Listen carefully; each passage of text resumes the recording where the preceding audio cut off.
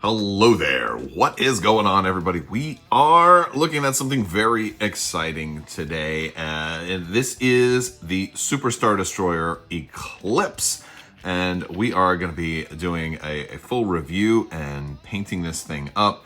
And we're going to talk about this. This is really just a spectacular looking ship. And we're going to talk about it today in this video. Now, if you guys are new here to the channel, we do talk a lot about Star Wars and tabletop games and spaceships and miniatures and all of that. This is a very, very cool ship. It was provided to us to the channel today by Memnoch Manufacturing. This is a Ravensfell model, and it looks very, very cool. John over at Memnoch Manufacturing sent this out. He has been working on his process. Now, we've reviewed some ships from Memnoch before, and these are a little lighter. Still very heavy, very bulky, very thick and solid ships, beautifully smooth.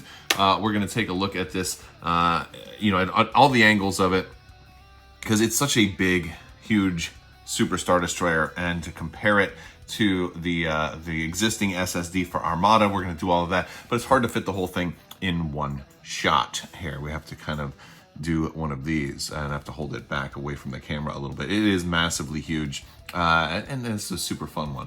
So if you want to enter to win any of the giveaways that we've got going on for the Amazon gift card, the $25 Amazon gift card giveaways, you just have to be a subscriber and leave a comment on this or one of my other videos. Let me know what you want to see in the next Starship video. But this is a very, very cool ship. So let's take a close-up look at it, and we'll also do some size comparisons. So let's start off with the bridge here. I'm going to try and get in nice and close so you guys can get some detailed looks at it. Lots of really distinct paneling lines. All of this very, very smooth, which this is a massive ship. I believe this was printed in pieces. You can see like it was kind of, this is one line where it was assembled, and then another line. So this is multiple print jobs for such a large piece. It's going to paint up really nice, I'm sure. And we're gonna do some stuff with it too. I'm not gonna just, like, if you're picking something like this up, you can just spray paint it black and call it a day. You'll be 90% done there, but we're gonna do different stuff with it. I think we're gonna go with just a dark gray. So this way I can do panel lines in black, and I can do different details, and I can do a wash and have it actually show up and stuff like that. I think I'm gonna do something kind of like that. That's my plan right now. If you've seen the video thumbnail already, you probably know how farther I get. We've got the rear of the ship. We've got our different engines right here. And of course, if you are spray painting the whole thing black, you want to put some paint in those engines to give them a little bit of standout color. We've got, I believe this is a ship that had kind of gravity wells too. So it's got kind of some of that interdictor sort of mechanics right here, which is really cool as we get down closer to the front. I believe there was also a super weapon on this one as well. So we have like this huge cannon, I think, on the front here. We have of course, the very iconic lowered front section right here. So be careful if you do handle something like this. Be careful how you set it down. You almost have to set it down like upside down, right? Because this part can easily, like if you just set it down, that part will touch the ground first. That's the lowest point on the ship. So be very, very careful in how you are assembling it. We do have some raised kind of pegs here to kind of allow this to sit on existing Armada pegs. We've got our hangar bays and more, I think, gravity well pieces here on the bottom. Lots of really clean line work on this. It came out beautifully. I can't wait to get some paint on this. Here's a tip. If you are considering painting a ship and you're trying to do like pin wash or wash in the panels or trying a different color, always start on the bottom of the ship first, because when you're playing, this is going to be the top. People are going to see it like this. People aren't going to see the bottom, right? Which is a pretty cool thing. Now, as far as getting it stood up, we're going to do a comparison against the and I'm using these are some older Mel Miniatures flight stands. I like to use these when I'm painting. As you can see, they've been airbrushed quite a bit.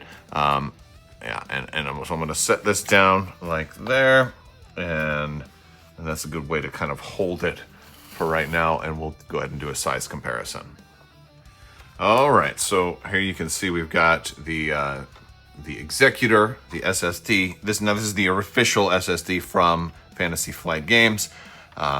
This one is the size comparison here. You can see they are equivocally sized. I believe that this one has been scaled down just a little bit because I think the Eclipse was originally supposed to be a little bit bigger than the Executor. But I mean, you know, depending on which type of cannon you're going with, the Eclipse in the current cannon is an Executor class. So I don't even think the current Executor looks like this. If you look at the title cards, they have it looking like this, but I still prefer it this way, and I think that this is definitely the appropriate way to go.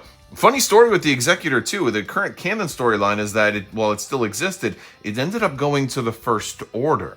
And so I'm curious how that's all going to play out, because even if it was an Executor class Star Destroyer, nobody's to say that they couldn't have modded it to give it this increased hull and kind of done redesigns on it. Let's see how it fits on the base. I've got the SSD base here. Now, I want to point out something. Now, my SSD, I typically run these extra tall stands, and these are also Mel Miniatures stands. I tend to run these because they stand a little taller than even the normal tall flight stands. However, because they're like a bendier plastic, right? They're not quite as sturdy. This is a little heavier than the SSD. Actually, it's significantly heavier. It's bulkier. There's a lot of oomph to this. You feel this thing and you're like, this is amazing, right?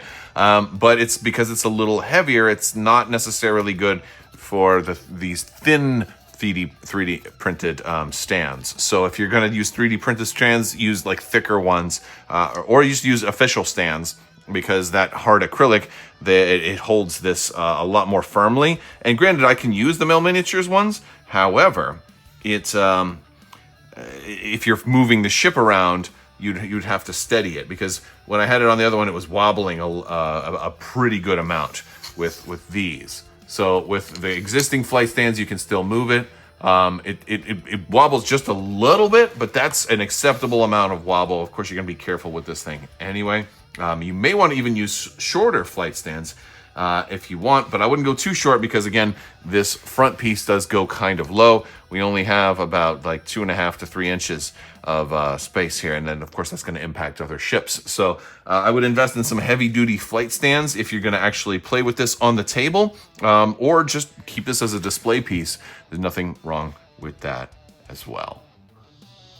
Here we are as we're putting this wash on it right after it's been primed. So just a little in progress shot right here.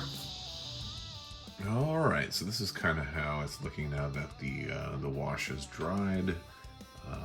It might not look that dark right here, but if we go back and compare it to the Executor, you can see that it is definitely darker. I just have a lot of light shining on it right now. We're gonna add panel lining on it and everything like that, and it should look pretty good.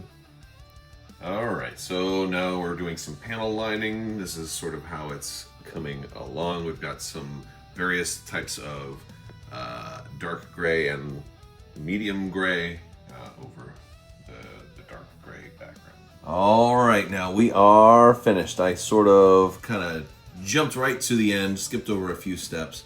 We're gonna take a look at this ship here.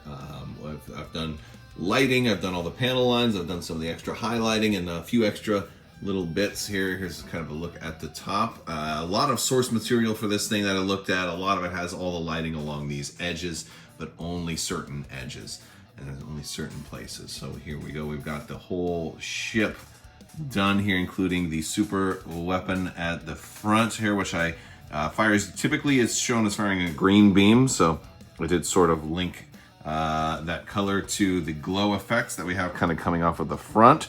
Here's kind of a top overhead view of the Eclipse. We'll get some more angles of it. Here's the other side here. We also have our docking bays down below. There's actually quite a few of them. Some are visible from the sides. We've got the rear here as well, and we'll get kind of a group shot. We'll get it with some other ships so you can see the size compared to the rest of the fleet. All right, so here's more of a group shot. We've got some of the other ships of the line. We got an ISD here in the background. We've got a Victory Star Destroyer with antenna, by the way. I know that's kind of a rare thing. But yeah, so you can see it didn't look as black in some of the other shots, but when we compare it against the rest of the fleet, you can see how dark I did actually make it. So I didn't want to make it totally black. I took some artistic liberties here. All right, so there's a better view with a pretty playmat and kind of more of a cinematic quality to it. Big thanks to John from Memnoch Miniatures for sending this out. I'll put a link where you can check this out in the description below. I am super happy with this thing. I think it came out really cool. Let me know what you guys think down in the comments section below. I will talk to you later. May the force be with you. Live long and prosper. Be excellent to each other. Party on, dude. So say we all. And always wash your socks.